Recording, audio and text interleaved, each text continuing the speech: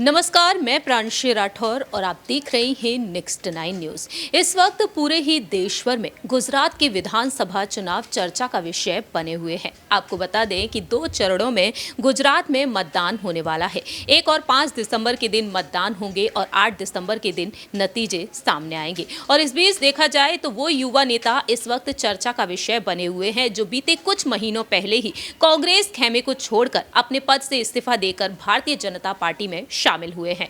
बात करेंगे एक बार फिर से आज हमारी इस रिपोर्ट में हार्दिक पटेल और जिग्नेश मेवानी के बारे में। एक वक्त ऐसा हुआ करता था जब कांग्रेस में तिकड़ी देखने को मिला करती थी और उस तिकड़ी की वजह से ही कांग्रेस में कहीं ना कहीं सीटें बढ़ती हुई दिखाई दी थी। दरअसल भारतीय जनता पार्टी पर लगातार निशाना साधते हुए नजर आते थे ना सिर्फ हार्दिक पटेल, जिग्नेश मेवानी बल्कि अल्पेश ठाकुर भी। लेकिन आज हार्दिक और अल्पेश भारतीय जनता पार्टी का हिस्सा हैं। वहीं जिग्नेश मेवानी बडगाम से चुनाव लड़ने के लिए आगे आ चुके हैं, लेकिन विरमगाम से भारतीय जनता पार्टी ने हार्दिक पटेल को टिकट दे दिया है। लेकिन दावा ये किया जा रहा है कि हार्दिक पटेल के खिलाफ यहां पर कई भारतीय नेता हैं, कहीं ना कहीं उनके लिए ये चुनाव लड़ना मुश्किल हो सकता है। और ऐसे में देखा जाए तो जिग्नेश मेवानी ने भी तमाम बड़े खुलासे कर दिए हैं और ऐसे में आपको बताना चाहेंगे कि इन्हीं तमाम सवालों का जवाब जानना चाहेंगे हमारे सहयोगी आसिफ जी से, जो हाल ही में गुजरात पहुंचकर जिस तरीके से यहां पर तमाम नेताओं से तमाम सवाल पूछे थे और गुजरात के हालात क्या कुछ कहते हैं, वहां की जनता आखिरकार किसे चाहती है, क्या वाकई में भारतीय जनता पार्टी एक बार फिर से सत्ता में आएगी। बीते 27 वर्षों से वहां पर यही देखने को मिल रहा है कि भारतीय जनता पार्टी सफलता के झंडे गाड़ती हुई नजर आ रही है। तो आसिफ जी से जानना चाहेंगे, जिन्होंने गुजरात को बहुत ही करीब से जाना है और हार्दिक पटेल और जिग्नेश मेवानी से जिस तरीके से उनकी मुलाकात हुई, तो आखिरकार उनका क्या कुछ कहना रहा है इस बार, क्या वाकई में भारतीय जनता पार्टी की जीत होगी या फिर कांग्रेस की? शुक्रिया प्रांशी। देखिए, इसमें कोई शक नहीं है कि गुजरात चुनाव दिलचस्प तो है। हालांकि भले ही जितने भी सर्वे आ रहे हैं उसमें बीजेपी को भले ही आगे दिखाएं, लेकिन देखिए 2012 के बाद से 2017 में भी उनके आंकड़े में डिफरेंसेस आए। कांग्रेस की अच्छी प्रदर्शन रही, 77 सीटें आई।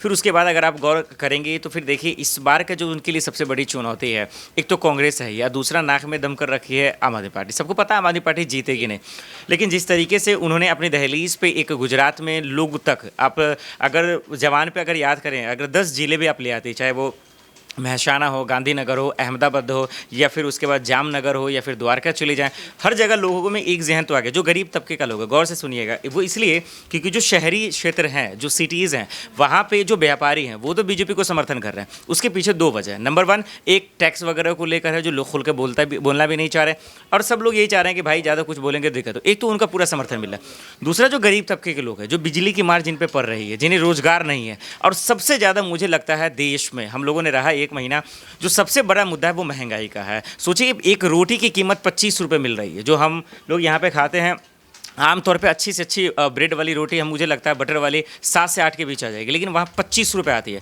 तो सबसे बड़ा महंगाई का मुद्दा है, तो उनको फ़र्क तो पड़ने वाला है। हाँ, ये ज़रूर है कि वहाँ पे 40 ऐसे विधानसभा सीटें हैं जहाँ पे पाटीदार नेताओं के आते हैं और उनका पूरा समर्थन जो बीजेपी को। क्यों है? क्योंकि वो सब के सब व्यापारी हैं और जितने भी व्यापारी लोग हैं वो बीजेपी के जो है अंडर में आएंगे। तो यहाँ पे क्या होगा कि आम आदमी पार्टी को कुछ सीटें तो आएंगी, लेकिन वो कटेंगी बीजेपी का, क्योंकि माफ़ कीजिए कांग्रेस का, क्योंकि इन दोनों का जो गढ़ है वो गांव में ज़्यादा है। जहां जितने पे अंदर जाएंगे वहां पर आम आदमी पार्टी, इसकी चर्चा है। तो बीजेपी की मुझे लगता है सीट 99 थी, थोड़ा सा कम भी आ सकती है या फिर उससे ज़्यादा ही आएगी, लेकिन जीत तो बीजेपी ही रही है। लेकिन आम आदमी पार्टी और कांग्रेस में जो है, इन दोनों में थोड़ा सा जो है वो 77 सीटें कांग्रेस की थी, थोड़ा घटकर आम आदमी पार्टी को मिल। देखिए, ये तो बात रही आसिफ जी वहाँ के लोगों की कि आखिरकार गरीब तबके के लोग किस तरीके से मुश्किलों का सामना कर रहे हैं, लेकिन बात यहाँ पर जिग्नेश और हार्दिक के बारे में की जाए। जिग्नेश मेवानी ने हाल ही में अपने इंटरव्यू में तमाम खुलासे किए हैं। उन्होंने ये बताया है कि शायद हार्दिक पटेल को बुरा लग सकता है, लेकिन मेरे नजरिए में कहीं ना कहीं 30 से 35 मुकदमे जिस तरीके से उन पर दर्ज रहे, कहीं ना कहीं उन्हें डराया गया या फिर धमकाया गया, इसीलिए उन्होंने भारतीय जनता पार्टी को ज्वाइन किया था। ये बात उन्होंने रखी है। और दूसरी ही तरफ उन्होंने ये भी कहा, जब उनसे पूछा गया कि आप बीजेपी से कांग्रेस खेमे में एक बार फिर से हार्दिक वापसी करेंगे, तो उन्होंने कहा हो भी सकता है, नहीं भी हो सकता है, लेकिन जिग्नेश मेवानी कभी भी भारतीय जनता पार्टी में नहीं जाएगा। तो आपकी इस पर क्या कुछ राय है? क्या वाकई में हैं, जिस तरीके से बीरम गांव से अभी उन्हें सपोर्ट नहीं मिल रहा है, तो इसके बाद हार्दिक पटेल क्या एक बार फिर से घर वापसी करते हुए नजर आएंगे? नहीं, देखिए, हार्दिक पटेल जहाँ तक अपने केसेस की बात की है, क्या अमित शाह जी पे नहीं है, क्या मोदी जी पे नहीं है, योगी जी पे नहीं है, लेकिन जिसकी सत्ता है उन पर जांच आयोग या फिर जांच एजेंसियां पहुंचती कहाँ है? एक चीज़ हम सब ने देखा, देखिए, सुप्रीम कोर्ट को मजबूरन आकर इलेक्शन कमीशन पे जो है हल्ला बोलना पड़ा, ये आपने खबरें देखे भी होंगे। बहरहाल, जहाँ तक हार्दिक पटेल का जिक्र, देखिए, उनको लेकर पाटीदार नेताओं में नाराजगी है, और वो इसलिए क्योंकि जब जो है आंदोलन के वक्त जो है उनको बीजेपी ने बचाने की कोशिश की। ये वहाँ का मैं बातें बता रहा हूँ, जब उनके इंटरव्यू में करने के लिए गया, हमारी टीम जब गई तो वहाँ के लोग ही इस बात को बता रहे थे। तो देखिए, नाराजगी तो है, तो उनके जीतने के चांसेस बहुत कम है। वापसी की जहाँ तक सवाल है तो बहुत कम चांसेस है, क्योंकि अब कहीं के नहीं रहे। बीजेपी में उनको लेकर खुश नहीं है, लोग उनको लेकर खुश नहीं है, और कांग्रेस से उन्होंने वैसे ही अब जो है ना इत्तेफाकी कर ली है। अब बात करते हैं थोड़ा सा जिग्नेश मेवानी की। देखिए, जिग्नेश मेवानी का दबदबा जब वो खुद मतलब कि जब उन्होंने निर्दलीय चुनाव लड़ा तब भी उनका था, और अब तो उन्हें सिंबल मिल गया, यानी कि उन्हें चिन्ह मिल गया, कांग्रेस की ताकत मिल गई है, तो उनका लहर इस बार है। मुझे लगता है कि इन दोनों दोस्ती यारानों में अगर आप देखेंगे तो हार्दिक पटेल थोड़ा सा हार रहे हैं, जिग्नेश मेवानी की जीत हो रही है। लेकिन वापसी का जहाँ तक सवाल है, मुझे नहीं लगता कि हार्दिक पटेल अब ऐसा कदम उठा सकते हैं। बहुत बहुत शुक्रिया आसिफ जी। जैसा कि आपने जाना ही कि हमारे जो संवाददाता, जो हमारी टीम वहाँ पर पहुँची थी, उन्होंने क्या कुछ यहाँ पर बहुत ही करीबी से देखा कि गुजरात के हालात कैसे हैं, और हार्दिक पटेल और जिग्नेश मेवानी के बारे में भी उन्होंने बखूबी और बहुत ही करीब से जाना है। अब देखा जाए, हार्दिक और जिग्नेश मेवानी एक दूसरे पर तंज कसते हुए नजर आ रहे हैं, यानी कि यहाँ पर पार्टियों को लेकर आरोप प्रत्यारोप का सिलसिला जारी है। देखना दिलचस्प होगा कि बडगाम से जिग्नेश मेवानी की क्या वाकई में जीत होगी, क्योंकि आसिफ जी ने बहुत ही करीबी से देखा है बडगाम और विरमगाम को। लेकिन आपकी इस पर क्या कुछ राय है, या आप बता सकते हैं कमेंट सेक्शन में, और आपको दिखाएंगे यहाँ पर हार्दिक और जिग्नेश मेवानी का वो इंटरव्यू जब बीजेपी और कांग्रेस के लिए वह अपनी बात खुलकर रखते हुए दिखाई दिए हैं। सर, एक सवाल में, आप हम उत्तर गुजरात में बैठे हैं, बनासकाठा जिले का हिस्सा है और पाटन लोकसभा निर्वाचन क्षेत्र में ये वडगाम पड़ता है। सर, आप ही के जिले की विधानसभा है थराड़, दौलतपुर एक गांव है। मैं कई जगह घूम रहा हूँ, कई बीजेपी नेताओं का कहना है बड़े स्तर पर भी कि हमने किसानों के लिए इतना काम कर दिया, शुष्क जो सूखा प्रभावित क्षेत्र थे वहाँ पे नर्मदा कैनाल के थ्रू हमने पानी पहुँचा दिया। तो कांग्रेस बेकार का बाजा बजा रही है, धरातल पर वास्तविक में कांग्रेस का यह मुद्दा किसानों का फेल है। उत्तर गुजरात के 24 तहसीलों में मेरा नहीं कहना है, गवर्नमेंट ऑफ गुजरात का एक रिपोर्ट है, ग्राउंड वाटर इतना ज़्यादा एक्सट्रैक्ट कर चुके, इतना निकाल चुके हैं कि 1200 फुट 1500 फुट तक पानी चला गया है। इसके बारे में भाजपा के लोग क्या कर रहे हैं? मेरे विधानसभा क्षेत्र के मुक्तेश्वर डैम और कर्मावत तालाब में पानी लाएंगे, पानी लाएंगे, पानी लाएंगे। हर चुनाव में कोहने में गुड़ लगाते हैं, मतलब गुड़ तो दिखता है, चाट नहीं पाते, राइट? तो पानी का मुद्दा बहुत अहम है। यदि किसानों के लिए कंसर्न होता तो उनको मिनिमम सपोर्ट प्राइस मिलता, उनके पानी के सवाल को रिजोल्व करते, ज़्यादा सब्सिडीज़ मिलती, फर्टिलाइज़र कम दामों पे उनको मिलते, किसानों के लिए कुछ अच्छी योजनाएं बनती। ऐसा तो कुछ नहीं है। सर, सवाल ये भी है, जैसे आपने फर्टिलाइज़र की बात की, इस मुद्दे को भी हम लोगों ने व्यापक स्तर पर जनता से पूछा और नेताओं से भी पूछा, तो जनता का कहना है कि कई बार कई जिलों में फर्टिलाइज़र का स्टॉक खत्म हो जाता है। नेताओं का कहना है फर्टिलाइज़र है। आपके वडगाम की रिपोर्ट है कि सर कई जगहों पे फर्टिलाइज़र ख़त्म हो जाता है तो दूसरे तालुका से या ज़िले से लाना पड़ता है, तो उसके लिए एक विधायक के तौर पर क्या? देखिए, सिंपल वस्तु समझिए, फर्टिलाइज़र हो, बियारण हो, कोई भी खेती से जुड़ी जो चीज़ है, क्या आपकी किसानों को लेकर कंसर्न है? क्या आप एग्रीकल्चर सेक्टर को प्रोटेक्ट करना, बचाना, उसका जतन करना, उसका संवर्धन करना चाहते हैं? बिल्कुल ही नहीं। यहाँ पर तो भाजपा खुलेआम गुजरात मॉडल जिसको कहते हैं, वो पूरा कॉरपोरेट लूट का मॉडल है। गाँव को बर्बाद करके किसानों को और किसानी को, खेती करने वाले और खेती दोनों को ख़त्म करके इंडस्ट्रियल ग्रुप को एंटरटेन कर रहे हैं।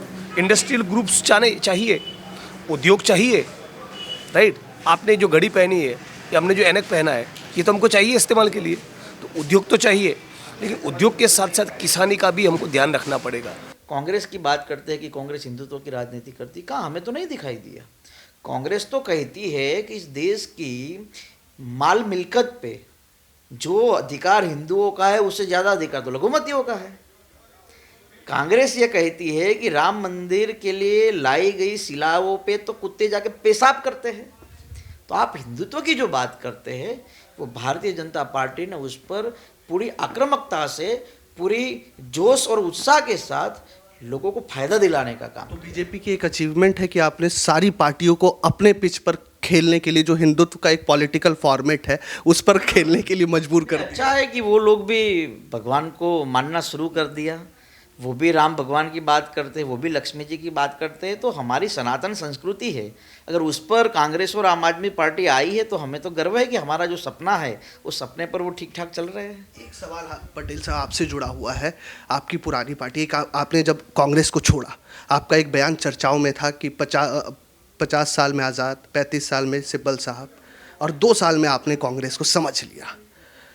राहुल गांधी भारत जोड़ो यात्रा पे हैं, गुजरात से नहीं जा रहे, चुनाव है, कैसे देखते? गुजरात में वो पहले ही हार मान चुके हैं या उन्हें इतना भरोसा है कि गुजरात में उनका संगठन आपके जाने के बाद मजबूत हो गया है?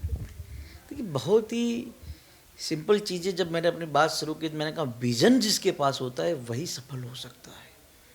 जिस आदमी के पास विजन ही नहीं है वो सफल कभी नहीं हो सकता। और एक अच्छे लेखक ने एक आर्टिकल लिखा था राहुल गांधी जी पे कि 2004 में जो आदमी आया है वो आज तक नेता नहीं बन पाया।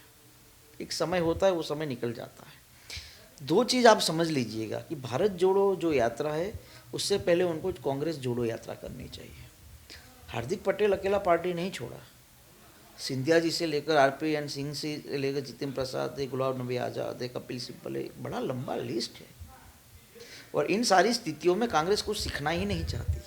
और वो राहुल गांधी गुजरात आए या ना आए, हम तो चाहते हैं कि 1-2 बार आए तो ऊपर से जितनी सीट आ रही उसमें भी सिर्फ 5 सीट कम होने वाली है कांग्रेस की। तो गुजरात में एक बात बहुत क्लियर है कि भरोसा भारतीय जनता पार्टी की सरकार के साथ है, और ये भरोसा आने वाले दिनों में और मजबूत हुआ है।